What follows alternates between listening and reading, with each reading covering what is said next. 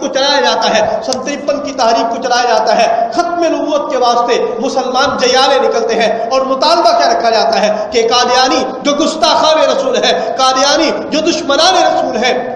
ان کو کافر اقلیت قرار دیا جائے، ان کو مسلمانوں سے جدا کیا جائے، ان کو کلیدی اسامیوں سے اتارا جائے اور ظفر اللہ خان چودھری کو وزارت خارجہ سے برطرف کیا جائے۔ مسلمان مارچ روڈ پر نکلتے ہیں، نعرے لگاتے ہوئے جاتے ہیں اور مسلمان احتجاج کرتے ہوئے جاتے ہیں۔ یہاں مارچ روڈ پر فوج آ جاتی ہے، وہاں خونی لکیر لگائی جاتی ہے، وہاں ڈیڈ لائن دے دی جاتی ہے کہ جو شخص اس کو عبور کرے گا اس کو گولیوں سے چھلنی کر دیا جائے گا۔ چنانچہ ایک لکیر لگائی جاتی ہے، مسلمان اس کو کراس کرتے ہیں، دوسری لگائی جاتی ہے، مسلمان اس کو کراس کرتے ہیں، تیسری اور آخری وارننگ دی گئی کہ اس کے بعد جو اس کو کراس کرے گا اس کو چھوڑا نہیں جائے گا، اس کو گولیوں کے ساتھ چھلنی کر دیا جائے گا۔ وہاں پر بھی عمارہ کی ایک بیٹی آئی تھی،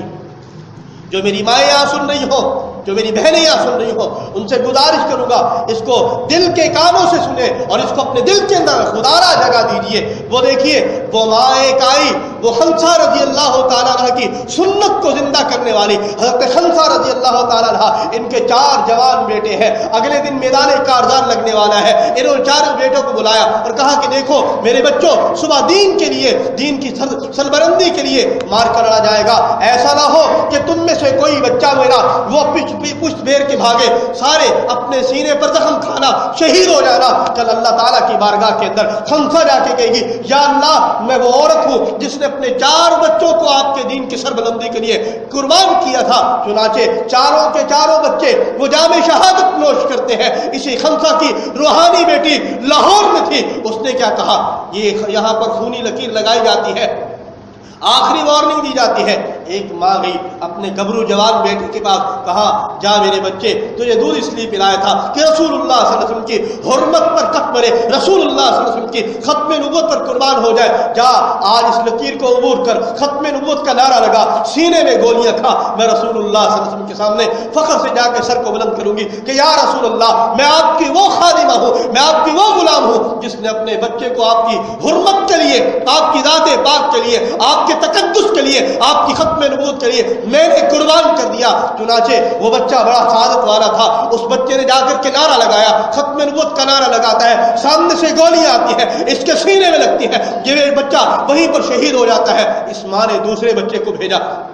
جا تو بھی بھائی کی لاش پر کھڑے ہو کر نعرہ لگا دے۔ اس نے بھی نعرہ لگایا، دوسرے بچے کے سینے میں گولیاں لگتی ہے، وہ بچہ بھی شہید ہوتا ہے۔ اس ماں نے تیسرے لڑکے کو بھیجا، وہ بھی نعرہ لگاتا ہے، شہید ہوتا ہے۔ اس نے چوتھے کو بھیجا، 5ویں کو بھیجا، 6ویں کو بھیجا، 7ویں کو بھیجا۔ یہ فلمی سٹوری نہیں سنا رہا آپ کو، اللہ کی قسم یہ حقیقی واقعات ہے۔ اس ماں کے 7 جوان لڑکے تھے، اس نے 7 کے 7 کو 1400 سال پہلے نہیں 70 سال پہلے مارچ روڈ کے اوپر اپنے 7 کے 7 جوان بچوں کو رسول اللہ صلی اللہ علیہ وسلم کی ختم نبوت کے لیے قربان کیا تھا۔ یہ آج بھی ایسی مائیں موجود ہے۔ کسی 53 کی تحریک کی بات ہے، ایک عورت اپنے بچے کو سہرے لگا کر کے اس کی بارات کو لے کر کے جا رہی ہے، ادھر سے گولیاں چلنے کی آواز آتی ہے، یہ پوچھتی ہے، بارات کو روکتی ہے، لوگوں سے پوچھا کیا معاملہ ہے، یہاں گولیاں کیوں چل رہی ہیں؟ کہا کہ یہاں رسول اللہ صلی اللہ علیہ وسلم کی ختم نبوت کے پروانے یہ ختم نبوت کا نعرہ لگا کر کے اپنی جام شہادت نوش کرتے ہیں۔ اس نے بارات والوں کے سامنے ہاتھ جوڑ دیے،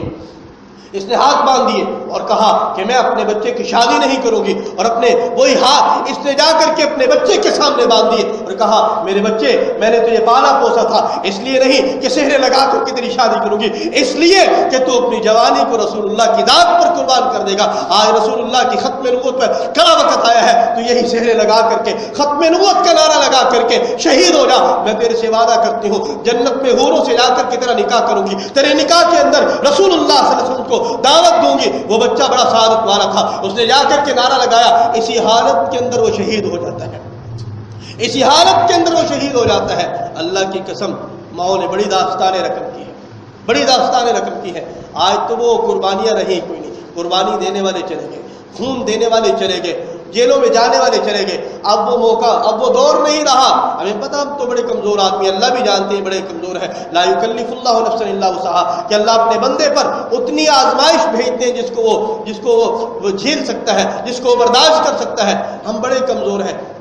بس یہاں تو انگلی بھی نہیں کٹے گی، یہاں پسینہ بہا کر کے شہیدوں میں نام لکھوانے کی والی بات ہے۔ تو بس اپنی بہنوں سے گزارش کروں گا، اپنی ماؤں سے یہ گزارش کروں گا، بس 2 تقاضے آپ کے سامنے رکھنے ہیں، ساری بات کا لب لباب، ساری بات کا خلاصہ یہی ہے کہ نمبر 1 کہ ہر ایک رسول اللہ صلی اللہ علیہ وسلم کی ختم نبوت کا تحفظ کرنا، اس کو اپنا اوڑھنا اور بچھونا بنا لیں، اس کو اپنا نصب العین بنا لیں۔ جو بہنیں ہیں وہ اپنے بھائیوں کو جا کر تیار کریں، اپنی دوسری بہنوں کو جا کے تیار کریں، اپنی اڑوس پڑوس والیوں کو جا کے تیار کریں، اپنی سہیلیوں کو دوستوں کو جا کے تیار کریں، جس بھی شعبے سے تعلق رکھتی ہیں وہاں پر جا کے ختم نبوت کے بس وہ ایک دھوم مچا دیجیے کہ ختم نبوت کا عقیدہ بیان کر دیا جائے کہ کل کو خدا نہ خواستہ کوئی قادیانی کوئی مرزئی کسی مسلمان کے ایمان پر ڈاکہ بنا دے۔ ہم نے اپنی آنکھوں سے گھروں کو لٹتے دیکھا ہے، اللہ کی قسم ہم نے لوگوں کے ایمانوں کے چراغ گل ہوتے ہوئے دیکھے ہیں، میں نے کئی بندوں کے ایمانوں کو لٹتے ہوئے دیکھا ہے۔ یہ مغل پورہ کی بات ہے کہ مرزائیوں کی عورتیں بھی تو عورتیں ہوتی ہیں، اگر وہ کام کر سکتی ہیں تو ہماری خواتین کیوں نہیں کام کر سکتی؟ بھائی شمس الدین نے مجھے بتایا، کہتے ہیں مغل پورہ کی ایک مائی جس کی 70 سال تقریباً عمر ہے، انہوں نے بتایا کہ اس کی بہن بھائی شمس الدین کی جو بہن وہ ابھی تک مرزئی، اس نے بتایا میری بہن نے مجھے بتایا کہ یہاں ہماری مغل پورہ کی ایک مائی ہے، اس نے 100 خواتین کو قادیانی کیا ہے، 100 خواتین کو اس نے قادیانی کیا۔ یار اگر وہ 100 خواتین کو قادیانی بنا سکتی، ہم نہیں کہتے قادیانی کو آپ لوگ مسلمان کریں، ہم بس اتنی گزارش کرتے ہیں کہ اپنے مسلمانوں کے ایمان کا تحفظ کر سکتی ہیں۔ جو بچوں والی ہیں اپنے بچوں کی تربیت کریں ختم نبوت کے حوالے سے۔ اگر ماں کی گود سے عقیدہ ختم نبوت مل جائے، اس کو پتہ چل جائے کہ مرزائی گستاخ رسول ہے، تو کوئی مسلمان قادیانی نہیں ہوگا، کوئی مسلمان قادیانی ہوگا۔ کچھ دن پہلے کی بات، میرے پاس چند دوست آئے ہوئے تھے، وہ صرف اسی وجہ سے آئے، انہوں نے بتایا جی کہ یا سمنا آباد کے اندر، انہوں نے بتایا ساتھیوں نے کہ سمنا آباد میں 3 فیملیاں قادیانی ہوئی، انہوں نے بتایا جی فلاں جگہ پر ایک بندہ قادیانی، فلاں جگہ پر قادیانی، کتنے علاقے انہوں نے گنوا دیے۔ وجہ کیا ہے؟ لوگ کہتے ہیں کہ پیسوں کی لالچ دیتے ہیں، لوگ کہتے ہیں کہ ویزے کی لالچ دیتے ہیں، نوکری کی لالچ دیتے ہیں۔ وہ بھائی یہ بات تو نہیں سمجھ آنے والی، پیسے کی کس کو ضرورت نہیں ہے۔ جتنے بہنیں یہاں تشریف فرمائے، میں ان سے پوچھتا ہوں کہ کوئی آدمی آپ کو کروڑوں روپیہ کیوں آفر کروا دے کہ یہ پیسے لے لو اور قادیانی ہو جاؤ، ایک لمحے کے لیے ہو جائے، چند منٹ کے لیے ہو جائے، میں اور آپ ہونے کے لیے تیار نہیں ہے، تو جو بندہ مرزائی ہوا وہ کیوں ہو گیا؟ اس کی کیا وجہ؟ اس کی وجہ یہ ہے کہ اس کو مرزائیت کا پتہ ہی نہیں تھا، اس کے سامنے مرزائیت کو اسلام بنا کر پیش کیا گیا، اس پر اسلام کا لیبل لگا کر کے پیش کیا گیا۔ دھوکے بازی۔ اگر ماؤں کی کوکھ سے اگر ان کو یہ پیغام مل جائے، ماؤں سے ان کو یہ تعلیم مل جائے کہ حضور اللہ کے آخری نبی ہے، حضور اللہ کے آخری نبی ہے، مرزا قادیانی گستاخ رسول ہے، مرزائی تمام دشمنان رسول ہے، تو اللہ کی قسم دنیا کی کوئی طاقت اس مسلمان کو قادیانی نہیں بنا سکتی، کوئی طاقت قادیانی کو چلایا جاتا ہے۔